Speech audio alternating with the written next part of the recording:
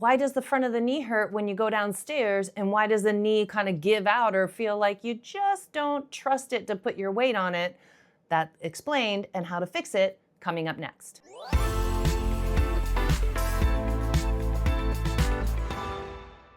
Hey FreeBody family, Kat Matlock here in beautiful Asheville, North Carolina.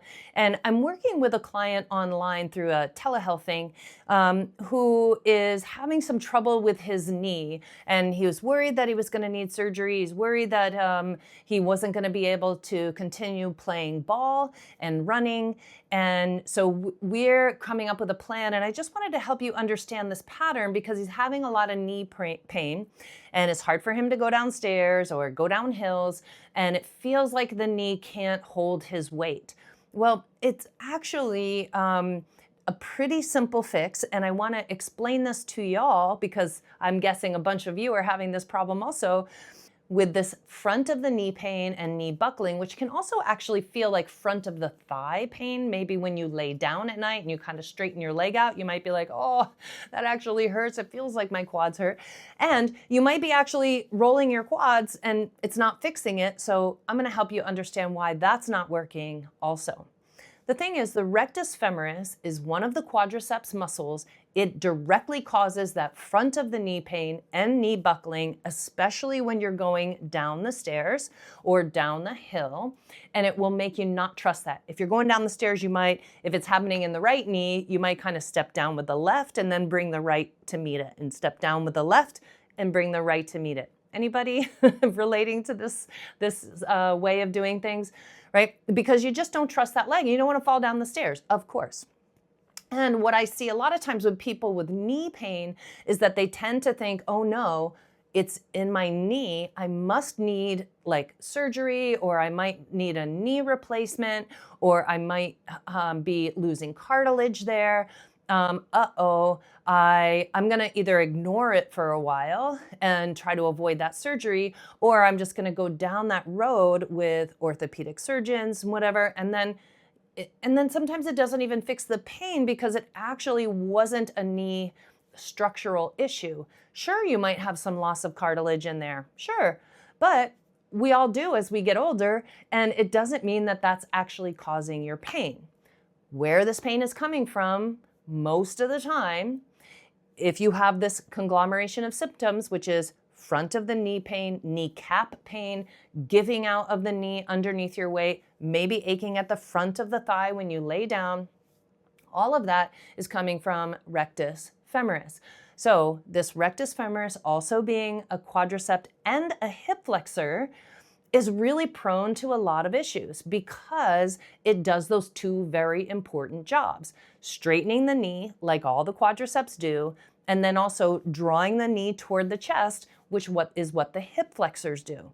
So if there's any dysfunction in any of the other quads or any of the other hip flexors, the rectus femoris might be kind of taking up extra of that job, of that work, to compensate for the sort of disabled or dysfunctional other muscles in the groups that it works with.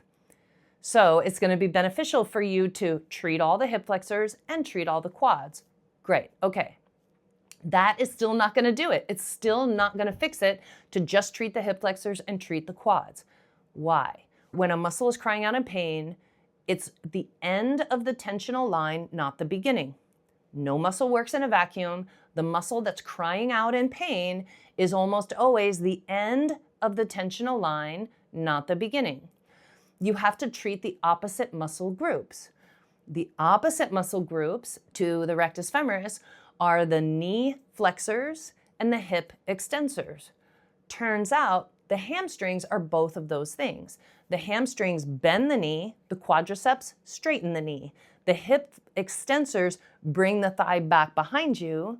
The hip flexors draw the thigh forward and up toward your chest. So usually I'm highly successful, and this guy I'm working with telehealth online is already feeling better after just treating these tissues in the right order one time. One time he treated them, he was able to bend his knee so much further, he was able to get out of pain already to a degree just from doing things in the right order. Treat your hamstrings first, treat your glute max first, and then release the rectus femoris. Doing things in the right order will always help. I'm going to show you how to do that now, and you're going to need a chair, and you're going to need your percussion massager, and I'm going to show you how to do it with a percussion massager, and I'm going to show you how to do it with a ball and a foam roller. Okay, here's how you're going to do this practice to release that knee pain at the front of the knee, that buckling, maybe some pain or burning at the front of the thigh, by starting with the hamstrings and the glute max first. So I always like to start with my FreeBody ball and just get it under there and do a little softening. For some of you, this is going to be enough, right? You just got to get that ball under there, slide the leg across, do some warming up of the hamstrings. I never like to start with the firmest ball or the firm ball. I like to warm up the tissues first. Okay, now I'm going to slide in my smaller ball. And, whoa, that's exciting. And I'm going to straighten and bend a few times. Just find some tender spots, straighten and bend, then move on. You don't always have to feel the muscle release. You're not always going to feel the muscle release. You could lift up and roll your body. So I've got my other hand on the chair like this to lift up my body and then roll up and down. I like to move my leg around in different positions to get all the hamstrings. It's so good. I'm just rolling that little ball in there. Woohoo! So fun. Great. Just spend a couple minutes. When you find a tender spot, pause, breathe, relax. If you need more pressure, lean into it, lay your body over that thigh. Now, we've done a little work on the hamstring. Now you're definitely going to take your FreeBody ball. You're going to get it under the sitting bone, okay? So I'm going to get it under the sitting bone. Boop, boop. And I'm going to roll up and down. Notice I tuck under and I get on that ball around my sitting bone. Glute max holds its trigger points right there, okay? All just above the sitting bone. Woo-wee. Roll around, get into it. If that softball is not giving you quite enough pressure, take the recovery round again or your small myofoam ball and lean back into it. You're probably not going to need to roll around a lot. Lean in, find some spots very bottom of the buttocks. Notice I'm right here at the bottom of my buttocks, just above my sitting bone. That's where glute max holds its points. Right there, just sinking in, getting a little wiggle in. Great. Okay, great. Now I want to give a little stretch to those tissues so I can turn around, put my foot on the chair, press my foot into the chair, and bow forward. Great. Now, if I wanted to do that release with my percussion massager, I would just turn on the massager, sit up in the chair, put that leg off the side, and then go up and down the hamstrings. Yeah, this is the Theragun Mini. I love this one. Just for here, it's too hard for a lot of other parts of the body, honestly, even the mini version, right? So I'm just going under my hamstrings. Then I'm going to lean off to the side and get the bottom of my butt. Yep, there you go. There's my butt. Just leaning off to the side. Bottom of the butt. So good.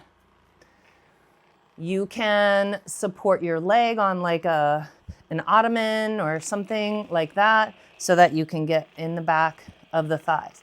So hamstrings, hamstrings, hamstrings. Slowly going up and down. Getting back into the buttocks a little bit. Lower buttocks especially. Lower buttocks especially. Great.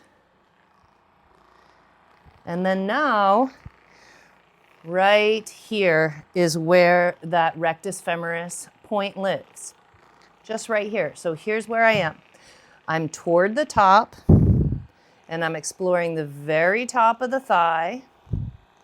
The very top of the thigh. Here's the knee. Here's the top of the thigh. And I go slightly out to the side. Whoa. Now you can go up and down all of those quads, but you want to make sure you do this very upper section right here at the top and then a little bit off to the side. right at the top by the crease of the groin, a little bit off to the side. Just that first few inches below that crease of the groin. Now, if you wanted to do the, oh my God, it's so good.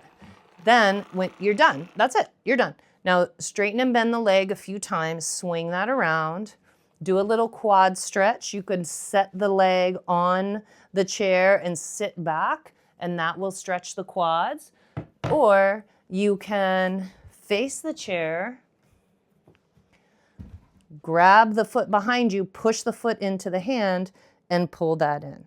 Now, if you don't have a massager and you need to get that last point up there, you can easily do it on a foam roller. So now you can use a ball or a foam roller. I find the foam roller to be the easiest way to find that rectus femoris point.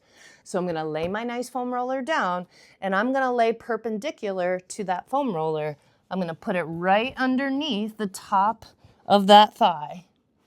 Ooh, so good. And then I'm gonna go up and down. My other side is just bent, my other knee is bent out to the side. And then I'm gonna start to roll toward the side. I don't wanna do this, don't do this. I wanna go just a little bit to get slightly to the outer edge. Ooh, toward the outside, right? But where I'm going, I'm doing the very front, and then a little bit right here, off to the side. Notice it's a little off to the side. I am not on the iliotibial band. I am not.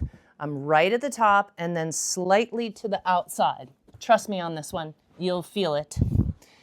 So laying on there, going up and down. And then when you find a tender spot, rolling very slightly toward the outside, bend and straighten the knee. Do that about 5 or 6 times, and then slide just a little bit further down with the foam roller, and you'll feel it's very, very exciting there. Bend and straighten the knee. Ooh. And then you can go up and down the thigh more. You can explore all areas of that thigh, but that upper section is the most important. Now you want to do a little thigh stretch, however that works for you. If you're real mobile like I am, you could just do it like this, or you could go back to the chair like I showed you before. Okay, I trust you found this video to be helpful. Here's the key takeaways. Knee pain at the front of the knee that causes buckling like it gives out while you're going down the stairs or down hills.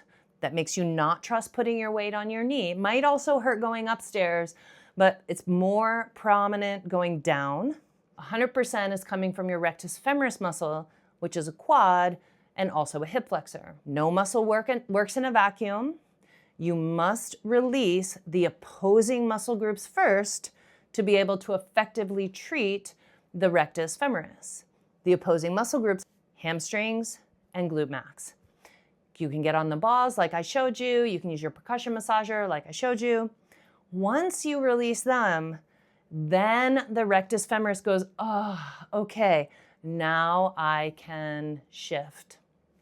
Of course, one hip being higher than the other, like I talk about a lot on this channel, can be a piece of this puzzle, can be participating, but getting into those hamstrings and glute max first is essential. Then that upper point, that spot right here, rectus femoris, right at the front and a little bit to the side, that's the tension that's causing that knee pain and knee buckling.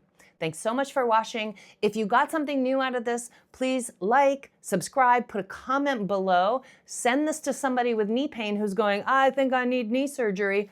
Let them try this first. It's certainly not going to hurt, and it might save you or someone else from having an unnecessary surgery. I'll see you in the next video.